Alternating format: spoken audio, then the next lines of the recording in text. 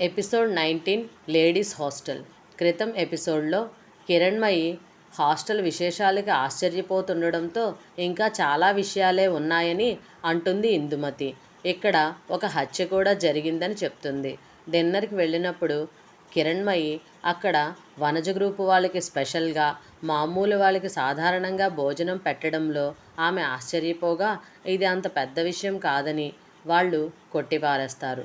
ఆ రాత్రి కిరణ్మయి హ్యాపీగా నిద్రపోతుంది. మరుసటి రోజు న్యూస్లో రాయన్న పాకిస్తాన్తో ఆడడానికి భారత క్రికెట్ టీంలో సెలెక్ట్ అయ్యాడని చాలా సంతోషపడుతుంది. ఆమె గదిలోకి వచ్చేసరికి నీలు, ఇందు కాలేజీకి వెళ్ళడానికి తయారవుతున్నారు. ఒకటే హడావిడి. ఆలస్యం అయితే బాత్రూమ్ ఖాళీగా దొరకదట. ఈరోజు ఎక్కడికైనా వెళ్తారా అడిగింది ఇందు. లేదు, హాస్టల్లోనే ఉంటాను. మీరెప్పుడొస్తారు అడిగింది కిరణ్మయి. క్లాసులను బట్టి వస్తాం. అయితే మీరు 10 తర్వాత స్నానానికి వెళ్ళండి. ఇప్పుడైతే క్యూలో నిలబడాల్సి వస్తుంది. అలాగే, సాయంత్రం అలా బయటికి వెళ్ళొచ్చు. అన్నట్లు మీరు క్లబ్ రూమ్కి వెళ్ళొచ్చు. పుస్తకాలు, టీవీ ఉంటాయి. కాస్త టైంపాస్ అంది నీలు. కిరణ్మయికి అది మంచి ఐడియా అనిపించింది. అక్కడైతే ఎవరితోనైనా పరిచయం చేసుకునే అవకాశం కూడా ఉంటుంది. క్లబ్ రూమ్లో ఒక్క అమ్మాయి మాత్రమే కూర్చుని ఉంది. అతి సీరియస్గా టీవీ చూస్తుంది.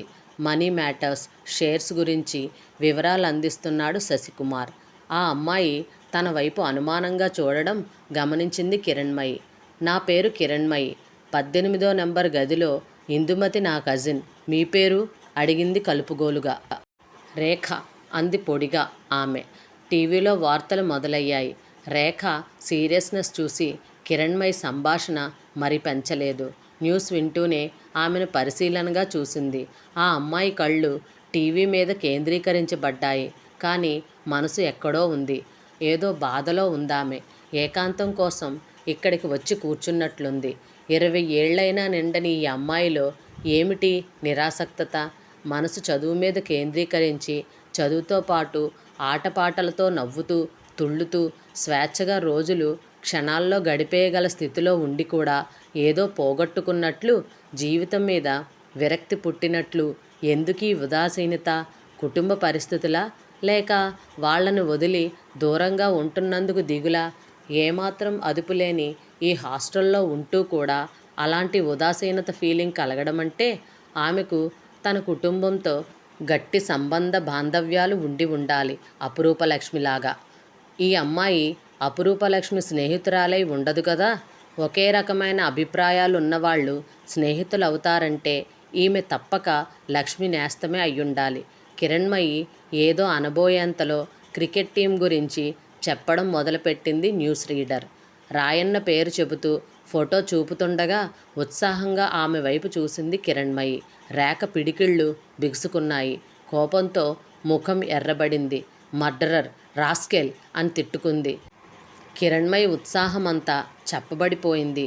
ఈ హాస్టల్లో అందరి అభిప్రాయం అదే అయితే తన పరిశోధన విజయవంతం అవుతుందా? ఆ సాయంత్రం కాలేజ్ నుంచి నీలు వచ్చాక కిరణ్మయి రేఖ ప్రసక్తి తీసుకొచ్చింది. ఆ అమ్మాయి అపురూపలక్ష్మికి మంచి స్నేహితురాలా? గాఢమైన స్నేహం కాదు. లక్ష్మి చనిపోయిన రోజు హంతకుణ్ణి చూసింది ఆ పిల్లే. పోలీసులు, హాస్టల్ అధికారులు పదే పదే ప్రశ్నించేటప్పటికీ బెదిరిపోయింది. ఆ మర్నాడే వాళ్ళ నాన్నగారు వచ్చి పోలీస్ కేసులో ఇరుక్కున్నందుకు బాగా కేకలేశారట. మరి అపురూపలక్ష్మి స్నేహితురాళ్ళెవరు? ఎప్పుడూ ఒకే అమ్మాయితో తిరిగేది. కిరణ్మయి గుండె వేగంగా కొట్టుకోసాగింది. ఎవరా అమ్మాయి? అనురాధ అని. ఎక్కడుంటుంది? ఏ రూమ్లో? చప్పున అడిగింది. ప్రస్తుతం లేదు. లక్ష్మి చావుతో బాగా అప్సెట్ అయినట్టుంది. వాళ్ళ ఊరు వెళ్ళిపోయింది. ఎప్పుడొస్తుందో? ఒక్కసారిగా కిరణ్మయిని నిస్సత్తువ ఆవరించింది. ఇంతలో బయట నుంచి బిగ్గరగా ఎవరివో కేకలు వినిపించడంతో ముగ్గురు బయటకొచ్చారు. వార్డెన్ గోడ మీద గేటు పక్కన అక్షరాలు చూపించి గట్టిగా అరుస్తోంది.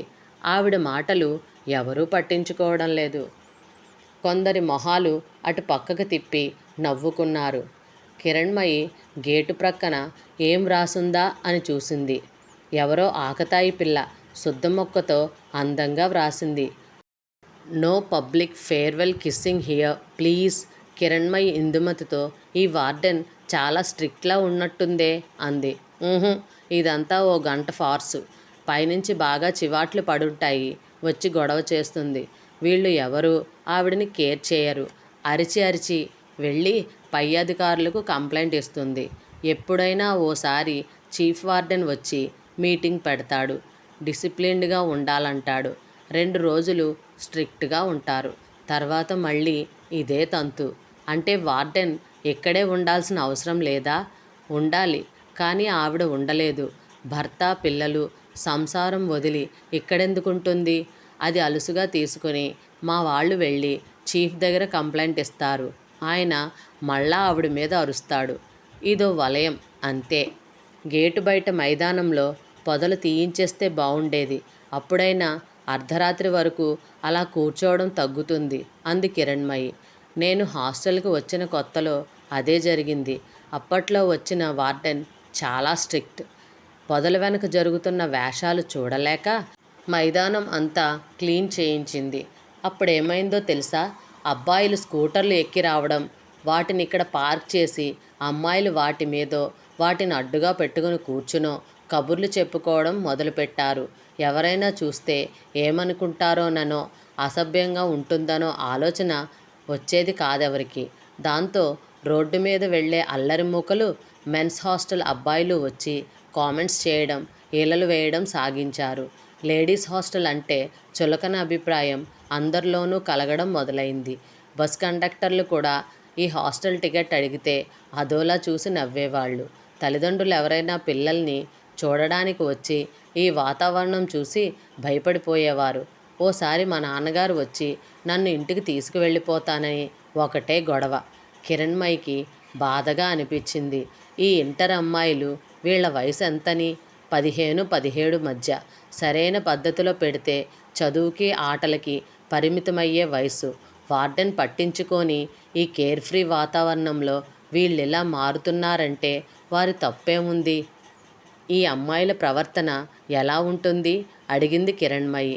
వీళ్ళ మాటలు వింటుంటే చాలా గమ్మత్తుగా అనిపిస్తుందక్క. నన్ను ప్రాణం కంటే ఎక్కువ ప్రేమిస్తున్నాడట అని గొప్ప చెప్పుకుంటారు ఈ అమ్మాయిలు. ఒక అమ్మాయికి మంచి బాయ్ ఫ్రెండ్ ఉండడం ఒక గొప్ప క్వాలిఫికేషన్గా ఉంటుంది. తాము చాలా సంతోషంగా ఉన్నట్టు ప్రవర్తిస్తారు. అప్పుడే కొత్తగా హాస్టల్లో చేరిన అమ్మాయిలు మరింత ఈర్ష్యపడేలా ఫోజు కొడతారు. కొంతకాలానికి అబ్బాయికి ఈ అమ్మాయి అంటే బోరు కొడుతుంది. రాకపోకలు తగ్గిస్తారు. అమ్మాయిలు కొంతకాలం బాధపడి ఆ తర్వాత చదువు పూర్తి చేసుకుని వెళ్ళిపోతారు. మరికొంతమంది రాటుదేలిపోతారు. వెరైటీ స్నేహాలు చేస్తారు.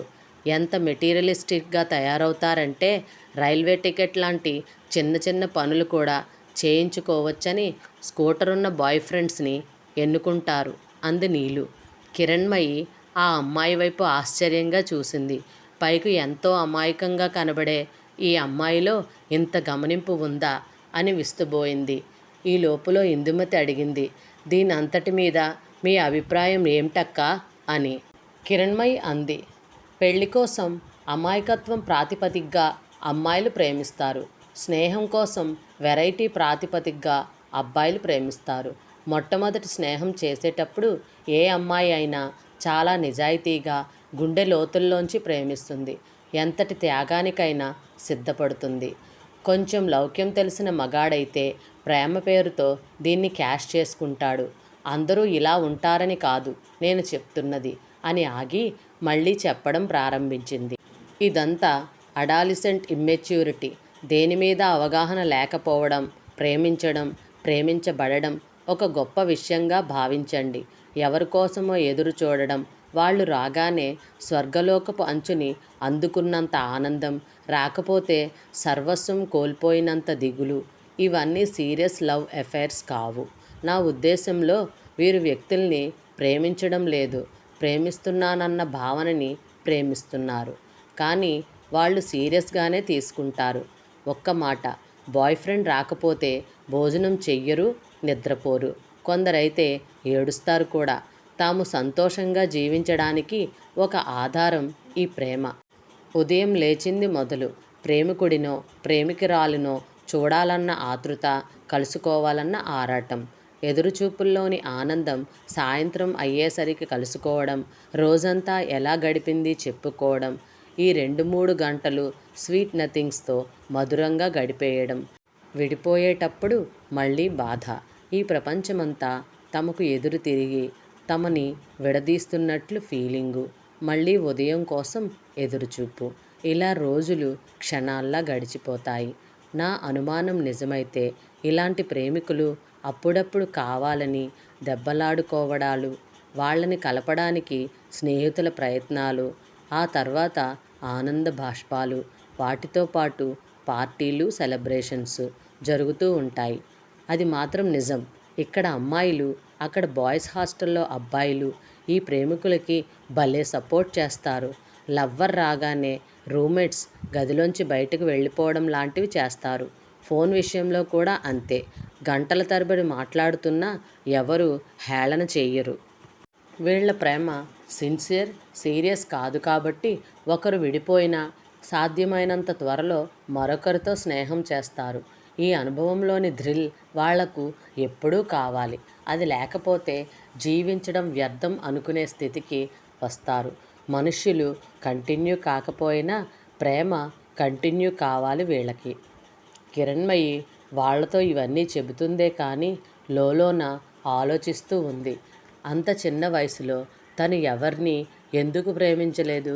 క్రిస్టియన్స్ రన్ చేసిన హాస్టల్లో ఉండడం వలన, క్రమశిక్షణకి మారుపేరైన కాలేజీలో చదవడం వలన? అందుకే తనకిలాంటి అనుభూతులు లేవా? 18 ఏళ్ల వయసులో అనుభవించవలసిన లేత ప్రేమని అనుభవించలేకపోవడం వల్లనే ఇలా అందని ద్రాక్ష పులుపు సైకాలజీ పెంపొందించుకున్నదా? హాస్టల్లో ఈ అమ్మాయిలు అనుభవిస్తున్న ఆనందం పట్ల తాను ఈర్ష్యపడుతుందా? లేదు.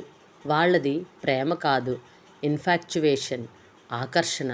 ఎలా చెప్పగలవు కిరణ్మయి? నీకు 10 మందితో కలిసే అవకాశం ఉండి అందులో ప్రత్యేకంగా ఒక్కరే నచ్చితే అది ప్రేమ. ఆ సమయంలో నువ్వు పూర్తి స్పృహలో ఉంటే అది ప్రేమ. మరోలో చెప్పాలంటే నువ్వు అవతలి మనిషిని కలుసుకున్న మొదటి 10 సార్ల వరకు ప్రేమలో పడకుండా ఉంటే అది ప్రేమ. అలా కలుసుకున్న 10 సార్లలో ఆ మనిషి 10 సుగుణాల కన్నా ఒక బలహీనత నువ్వు చెప్పగలిగితే, అలా చెప్పి కూడా ఆ మనిషిని ఇష్టపడగలిగితే అది ప్రేమ. అన్నిటికన్నా ముఖ్యంగా సాయంకాలం నీడలా పెరిగేది ప్రేమ. అలా కాకుండా ఒక వ్యక్తి నీ మీద ఇంట్రెస్ట్ చూపించగానే నీకు మత్తు కలిగితే అది ఆకర్షణ. ఆ వ్యక్తిని తప్ప మరెవరిని తరచుగా కలుసుకునే అవకాశము, మాట్లాడే వీలు లేక దొరికిన ఆ ఒక్కడే గొప్పగా కనపడి ఆ ఇరుకు సందుల్లో స్నేహం చెయ్యవలసి వస్తే అది ఆకర్షణ. పరిచయమైన మొదటి రోజు కన్నా సంవత్సరం తరువాత అవతలి మనిషి సాన్నిధ్యం తక్కువ ఆనందాన్నిస్తే అది ఆకర్షణ. అంటే ఉదయం పూట నీడలా తరిగేది ఆకర్షణ. కిరణక్క, మేమొక విషయం మాట్లాడడం మొదలుపెట్టగానే వెంటనే ఆలోచనలో పడిపోతూ ఉంటావేం? అడిగింది నీలు. బహుశా మనం చెప్పిన విషయాలను మననం చేసుకుంటూ అందులోని సైకాలజీ స్టడీ చేస్తుందేమో అంది ఇందు. నిజమే, సైకాలజీ చాలా లోతైన సబ్జెక్ట్. ఇన్ఫినిటీ అన్నమాట. శోధిస్తే ప్రతి వ్యక్తి దగ్గర నుంచి ప్రతి నిమిషం మనకు ఏదో ఒక పాయింట్ దొరుకుతూనే ఉంటుంది. అందుకేనా నువ్వెప్పుడు తక్కువ మాట్లాడతావు? నిజం చెప్పాలంటే నాకు ఆత్మీయులైన స్నేహితులెవరూ లేరు. ఎందుకు అని నన్ను నేను ప్రశ్నించుకుంటే ఒకటే అనిపిస్తుంది. చిన్నప్పటి నుంచి నేను పెరిగిన తీరు, నా ఇంటి వాతావరణం నాలో చాలా ఇన్ఫీరియారిటీ కాంప్లెక్స్ని కలిగించాయనుకుంటా.